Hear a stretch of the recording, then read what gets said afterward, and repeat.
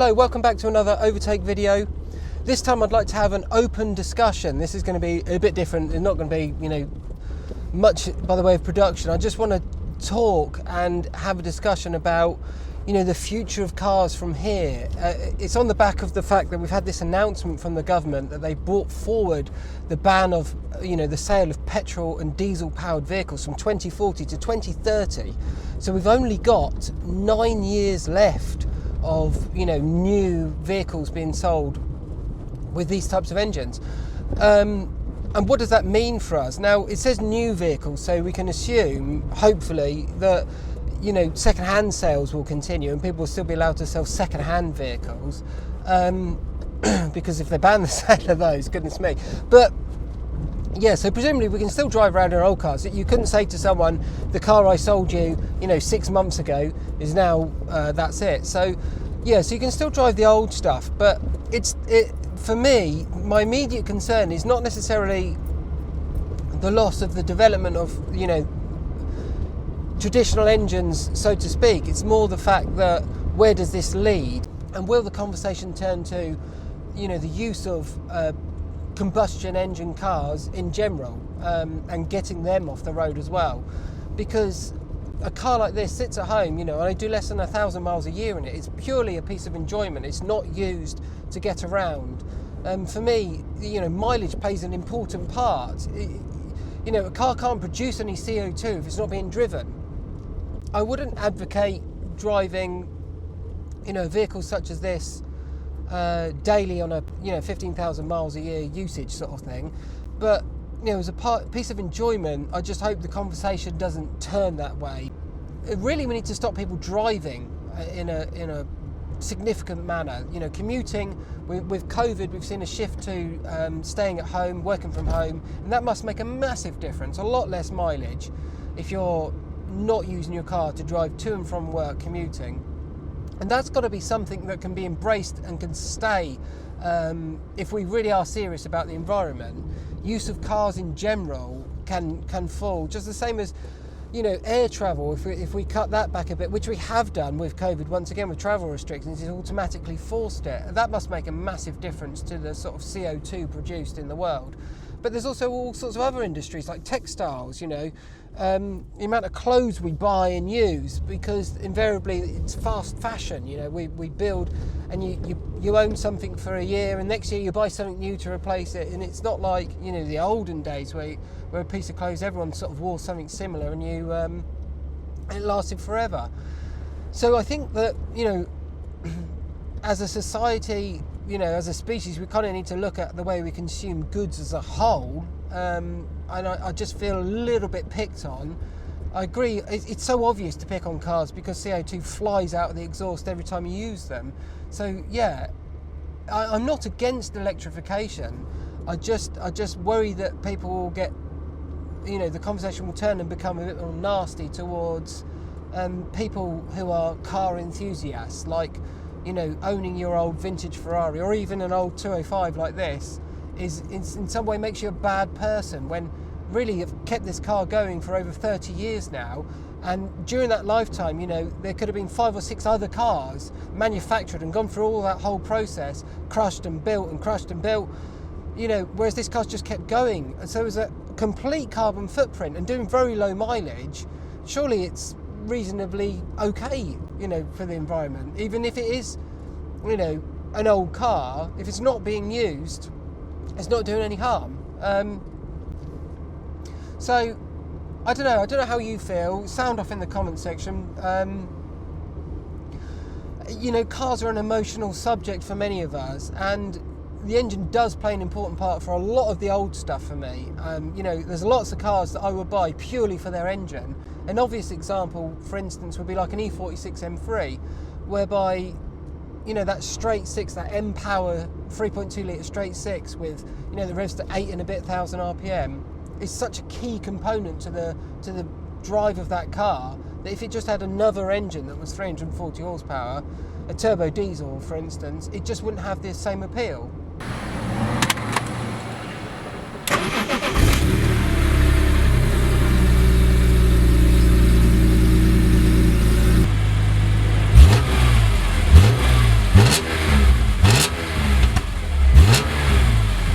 So yeah, I mean, unfortunately for someone like me, the engine and more importantly, well, just as importantly, the gearbox like that, blipping down into a corner like this, a set of tight corners, and the way it builds, and then you can build the revs out as you go, get it revving, get it singing, hear the induction noise.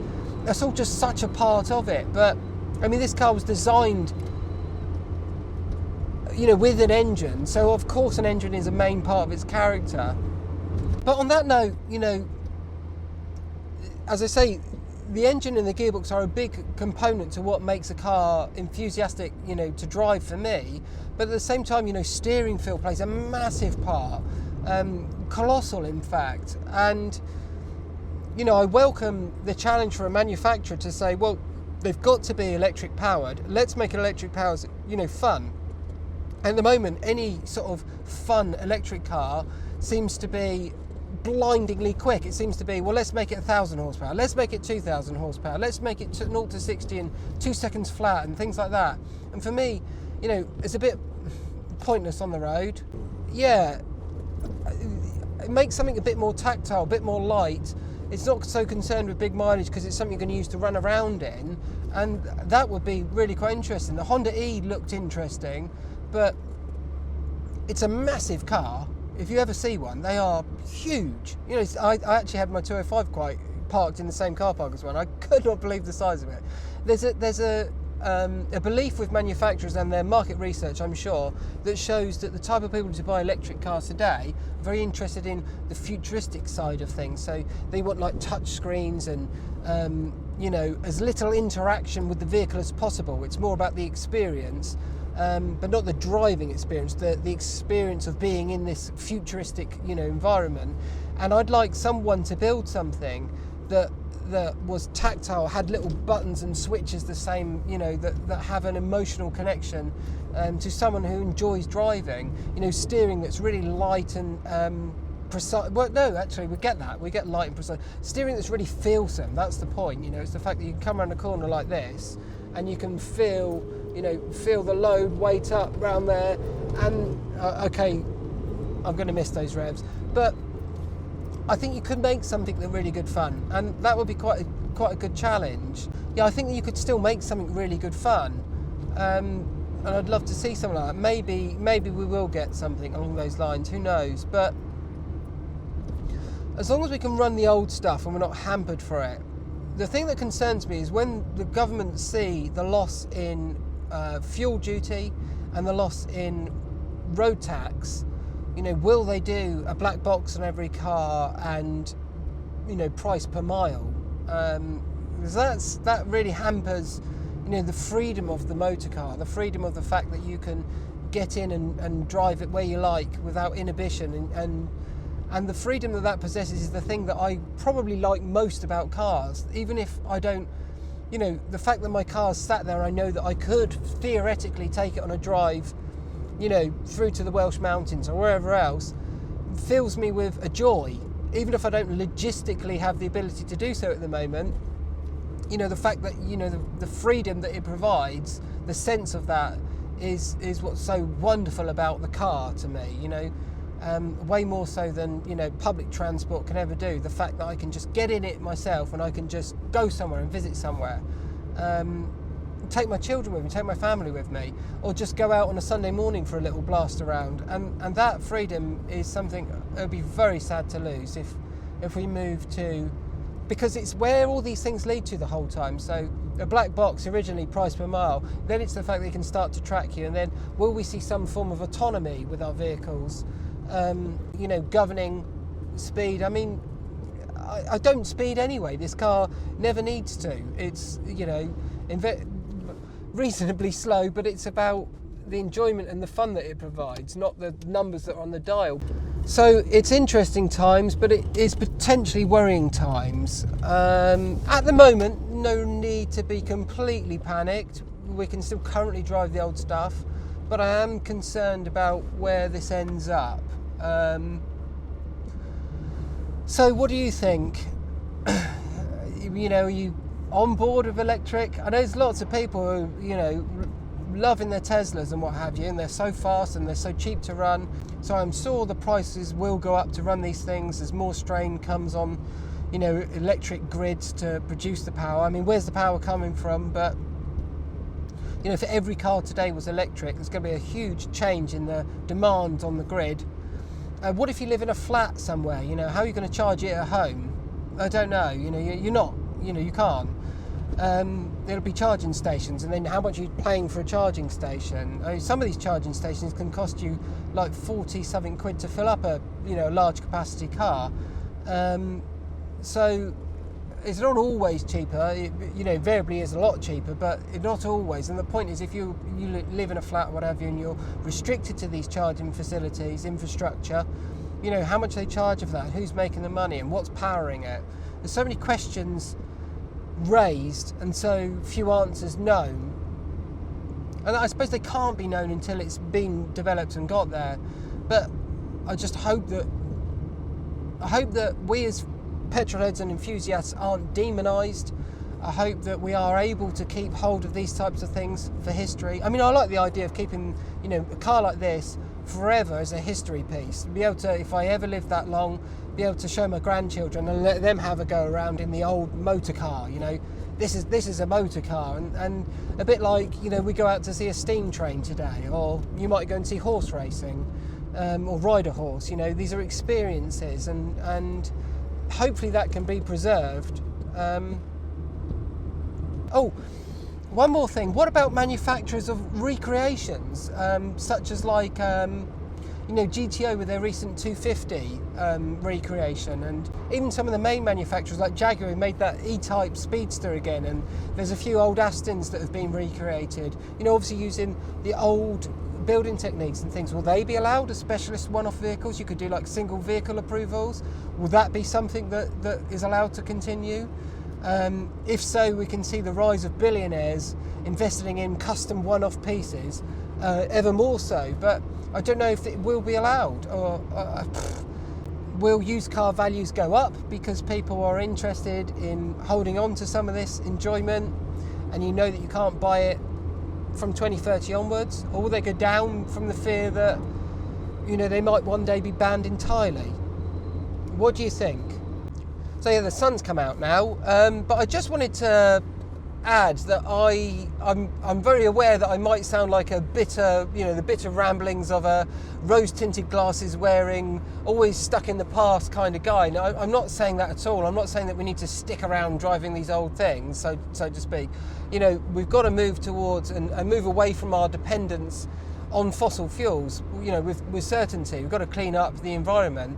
It's just the fact that I'm just concerned where it leads to, and if it then ends up that you can't sort of keep a car like this, an older car, because we know there's so many fans of classic cars and just cars in general all around the world. There's people buying, I say classic cars, but I mean even like a new Ferrari or anything like that. What, you know, will you be able to run it in sort of 20 years time or what have you? And that's kind of what I'm getting towards. But the idea that 90%, let's say, of our daily driving, or maybe even 95%, it doesn't matter, it's on a zero emissions car, I don't have a problem with that, of course.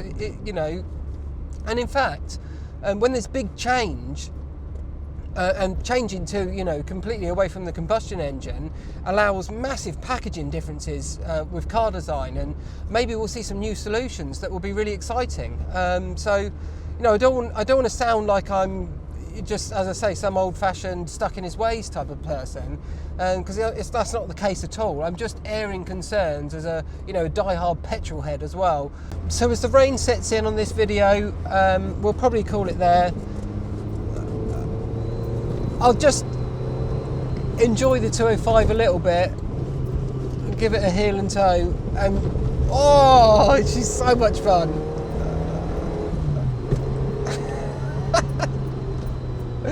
As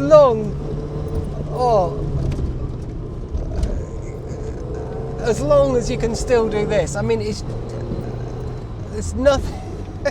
It's just so much fun. And if this car was electric powered, if I had to move to making it electric powered, I just wouldn't enjoy it as much. And I can say that with confidence, because, you know, changing the gears and feeling the revs rise is part and parcel of what I enjoy about this car. you know, that and the steering, the way the chassis moves so delicately, you could keep that aspect, but yeah, I mean, I think I'm potentially quite niche though in my enjoyment. I know there's lots of people who I love the revvy, peppy, lightweight nature. It's not the speed, it's the communication, it's the it's just the razor sharp revs. Look at that, the way the pedal's just so sharp to rev. It's just pure fun. I'd like to say I hope you enjoyed this video, but it's a kind of like a cautious video of concerns and musings, so I'm not sure it's so much to enjoy, it's more a point of discussion. So thanks for watching. We'll have more regular content to come. Try and get out there and film some more stuff, you know, in a more traditional way, and worry less about the future, enjoy more about the now. But thanks for watching, and we'll see you next time.